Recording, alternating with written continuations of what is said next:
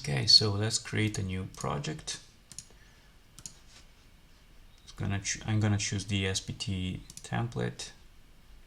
Gonna call this Bitcoin ticker. I'm gonna put this inside a package prefix com.gorget.fb.advanced. Done. And now I will write, this is gonna be my main class basically. An object called Bitcoin ticker.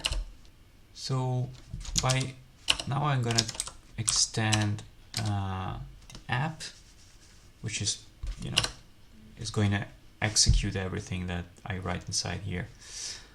And I'm going to write my program.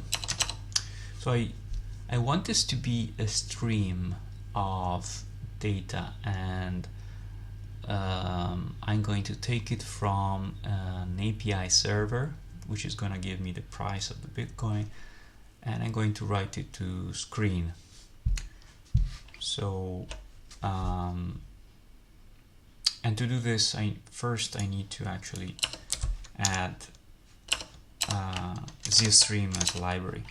So let me do sequence dev ZIO-streams, and then latest integration, which is going to take the latest version. So at this point, when when everything is indexed, should be able to import ZIO-stream, and from there, so what it will do at the beginning is just take some fake data. So let's pretend I actually hit the API, which is going to give me some price, and then so this is probably going to give me a JSON, right? So I will need to parse it later, but for now I can just print it to the screen. So for each string, so here I need to say, okay, from a string, I will return a ZIO program. So price, and I'm gonna use the put string ln program, which just as a println, import BTC euro pair price. And yeah, of course I can run this, but it will not do anything because I just defined the program. I never told it to to run it. So yeah, forgot to do. I need a need a runtime. I'm gonna just use the default one. So runtime, yeah, not the Java lang one, but the ZIO one default, and then runtime and say run program. So now I'll just print 100 forever. Yeah. Okay, so let's hit the real API now, which is this one, api-kraken.com. This is really good because it's free. You can just put the pair I want here, and I'm gonna get a JSON in return with all the information I need. So my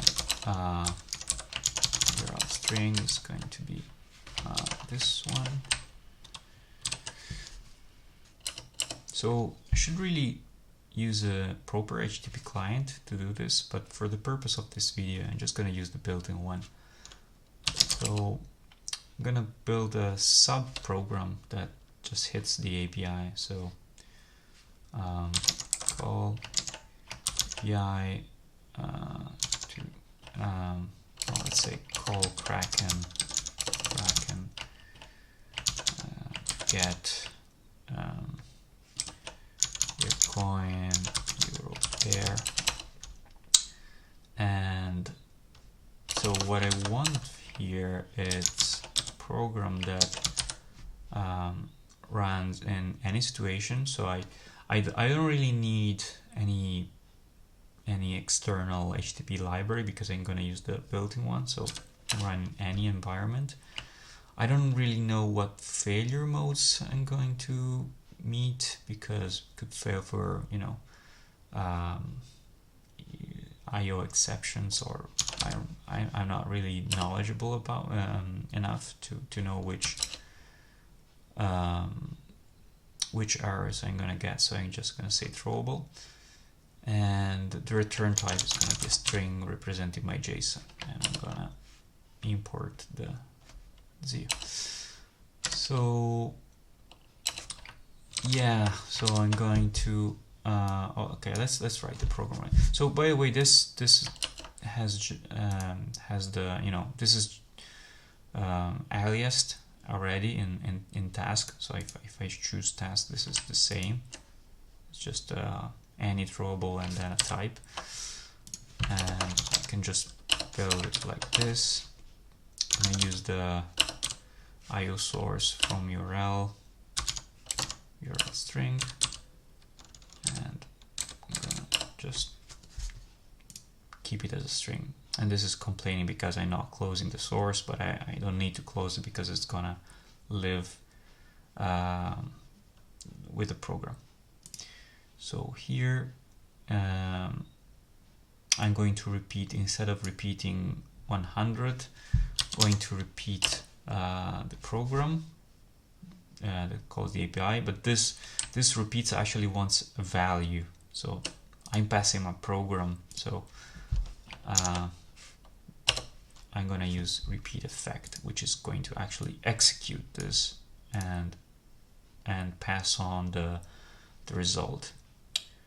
And I don't really want this to fire too often, so I'm just gonna use this throttle shape and say only once every 5 seconds, and this is the wait function. So yeah, I'm gonna import the duration int, which allows me to use the syntax.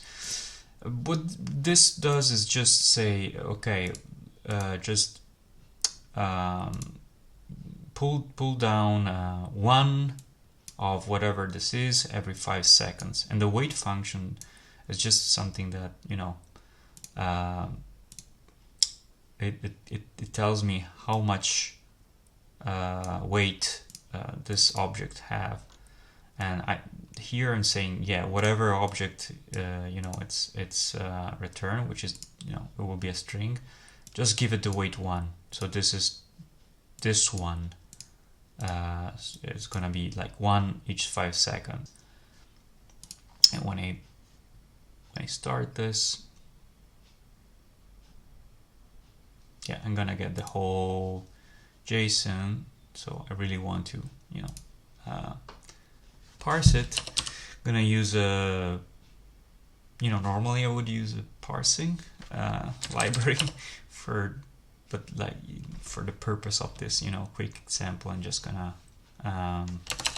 use a regular expression. So JSON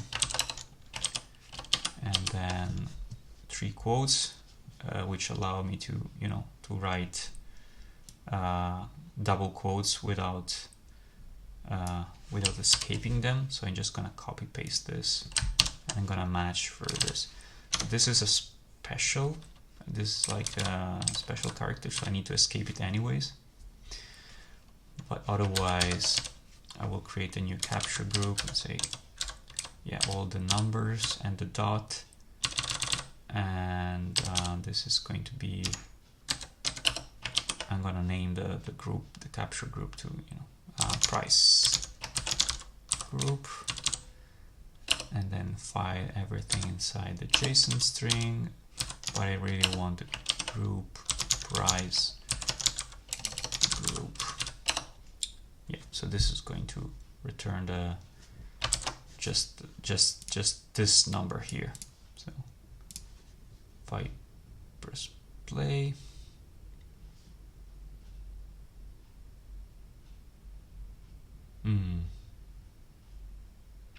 Suspicious. I don't think the price is too. Maybe I forgot something.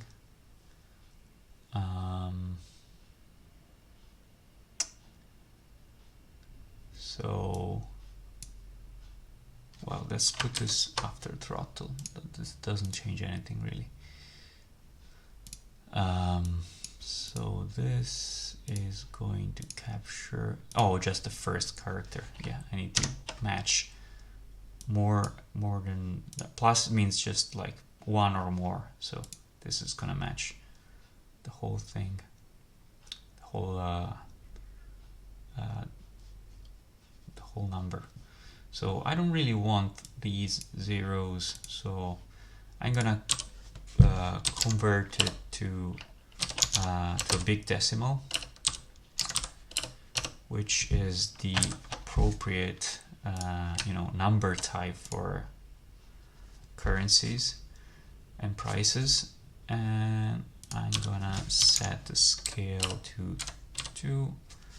This way I'm just gonna set the number of digits after the comma or the dot. I don't know, just limit to 2. Yep, there you go. So we have our ticker. Someone sold, so the price went down. Sold again. So when someone is selling, buying, where the price is going, so you know where to sell and to buy. So you're gonna be rich soon enough. Thanks to streams.